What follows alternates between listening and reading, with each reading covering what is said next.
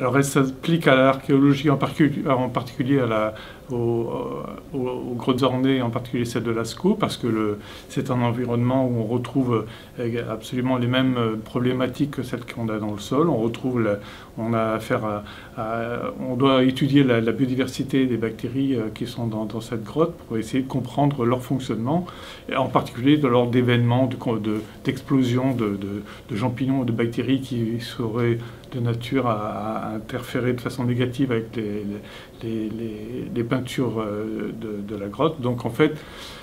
on peut considérer que la grotte est un écosystème complexe où le vivant, en particulier les bactéries, mais aussi les champignons et les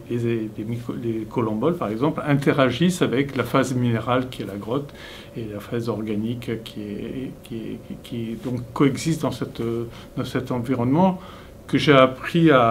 que j'essaye de comprendre depuis maintenant pas mal d'années avec mes collègues, et qui est d'une très grande complexité et qui fait tout l'intérêt de son étude. Je n'avais jamais travaillé dans un écosystème comme celui-là, donc c'est en fait une compétence très générale en écologie microbienne. L'écologie microbienne, ça consiste à étudier